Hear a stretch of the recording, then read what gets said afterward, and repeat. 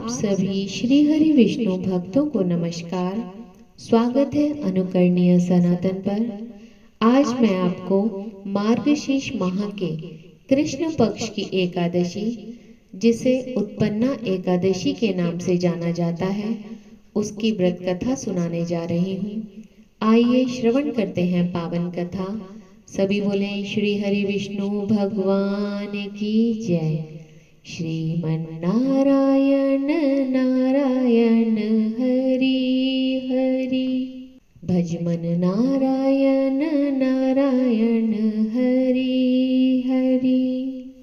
धर्मराज युधिष्ठिर कहने लगे कि हे भगवान, मैंने कार्तिक शुक्ल एकादशी अर्थात प्रबोधिनी एकादशी का सविस्तार वर्णन सुना।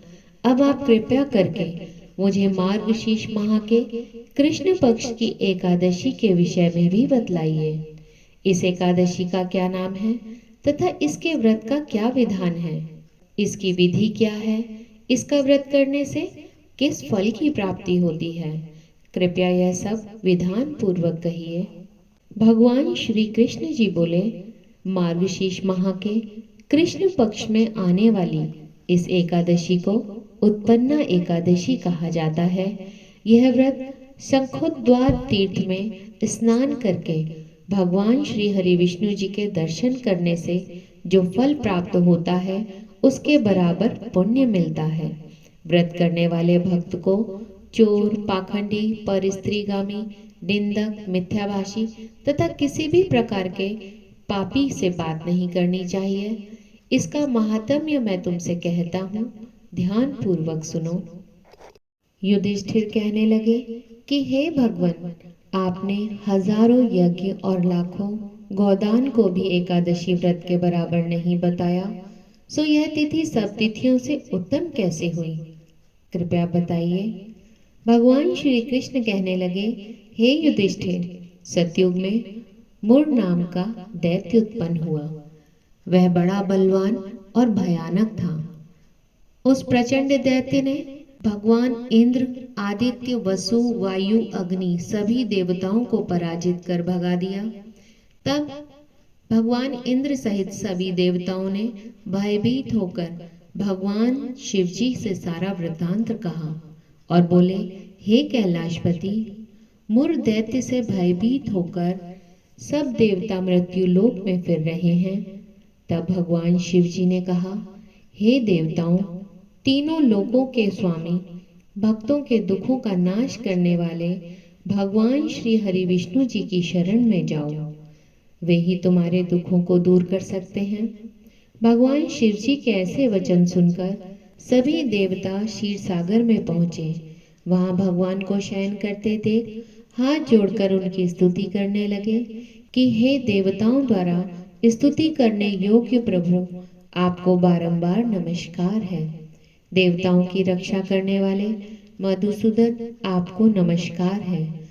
आप हमारी रक्षा करें। दैत्यों से भयभीत होकर हम सब आपकी शरण में आए हैं। आप इस संसार के कर्ता, माता पिता, उत्पत्ति और पालन करता और संहार करने वाले हैं। सबको शांति प्रदान करने वाले हैं।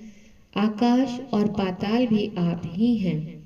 आप सबके पितामह ब्रह्मा, सूर्य, चंद्र, अग्नि, सामग्री, होम, आहुति, मंत्र, तंत्र, जप, यजमान, यज्ञ, कर्म करता, भोक्ता भी आप ही हैं। आप सर्वव्यापक हैं।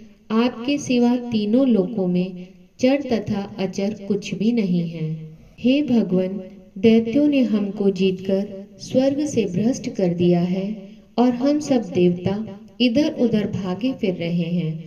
आप उन दैत्यों से हम सबकी रक्षा करें। भगवान इंद्र के ऐसे वचन सुनकर भगवान श्री हरि विष्णु जी कहने लगे कि हे इंद्र, ऐसा मायावी दैत्य कौन है जिसने सब देवताओं को जीत लिया है? उसका नाम क्या है? उसमें कितना बल है और किसके आश्रय में है तथा उसका स्थान कहाँ है? वह सब मुझसे कहो। भगवान के ऐसे वचन सुनकर भगवान इंद्र बोले, भगवान, प्राचीन समय में एक नाड़ीजंग नामक राक्षस था। उसके पराक्रमी और लोक विख्यात मुर नाम का एक पुत्र उत्पन्न हुआ।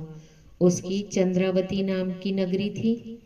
उसी ने सब देवताओं को स्वर्ग से निकालकर वहां अपना एक छत्र अधिकार जमा लिया था।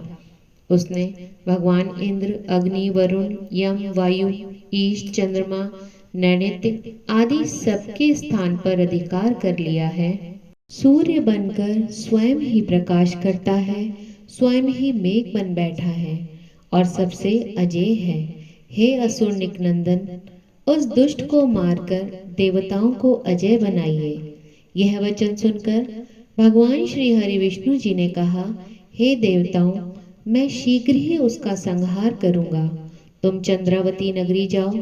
इस प्रकार कहकर भगवान श्री हरि विष्णु जी सहित सभी देवताओं ने चंद्रावती नगरी की ओर प्रस्थान किया। उस समय जब दैत्य मुर सेना सहित युद्ध भूमि में गरज रहा था, उसकी भयानक गर्जना सुनकर सभी देवता भय के मारे चारों दिशाओं में भागने लगे। जब स्वयं भगवान श्री हरि विष्णु जी रणभूमि में आए तो दैत्य उन पर भी अस्त्र शस्त्र आयुध लेकर दौड़े। भगवान ने उन्हें सर्प के समान अपने वाणों से बीत डाला। बहुत से दैत्य मारे गए, केवल मुर बचा रहा। वह अविचल भाव से भगवान श्री हरि विष्णु जी के साथ युद्ध करता रहा। भगवान श्री हरि विष्णु जी जो जो भी तीक्ष्ण बाण चलाते, वह उनके लिए पुष्प सिद्ध होता। उसका शरीर छिन्न भिन्न हो गया, किंतु वह लगातार युद्ध करता रहा। दोनों के बीच मल्ल युद्ध भी हुआ। 10,000 वर्ष तक उनका युद्ध चलता रहा, किंतु मुर नहीं हारा। थककर भगवान श्री हरि विष्णु जी बद्रिक आश्रम चले गए। वहां हेमवती नामक सुंदर गुफा थी। उसमें विश्राम करने के लिए भगवान श्री हरि विष्णु जी उसके अंदर प्रवेश कर गए। यह गुफा 12 योजन लंबी थी और उसका एक ही द्वार था। भगवान श्री हरि विष्णु जी वहां योग निद्रा की गोद में सो गए। मुर भी पीछे पीछे आ गया और भगवान को सोया देखकर मारने को उद्यत हुआ। तभी भगवान श्री हरि विष्णु जी के शरीर से उज्जवल कांतिमय रूप वाली देवी प्रकट हुई। देवी ने राक्षस मुर को ललकारा, युद्ध किया और उसे तत्काल काल का ग्रास बना दिया। भगवान श्री हरि विष्णु जी जब योग निद्रा की गोद से उठे तो सब बातों को जानकर उस देवी को उन्होंने कहा कि आपका जन्म एकादशी के दिन हुआ है, अतः आप उत्पन्ना एकादशी नाम से पूजित होंगी। आपके भक्त वही होंगे जो मेरे भक्त हैं। सभी बोले श्री हरि विष्णु भगवान की जय। श्रीमन नारायण नारायण हरि हरि, भज मन नारायण नारायण हरि हरि। भगवान श्री हरि विष्णु जी से विनम्र प्रार्थना है कि हे भगवान, आपका जो भी भक्त इस कथा को सुन रहा है, आप उसकी सभी मनोकामनाएं पूर्ण करते हुए उसके जीवन में सुख, समृद्धि और वैभव प्रदान करने की कृपा करें। सभी बोले श्री हरि विष्णु भगवान की जय। आप सभी का इस कथा को सुनने के लिए धन्यवाद।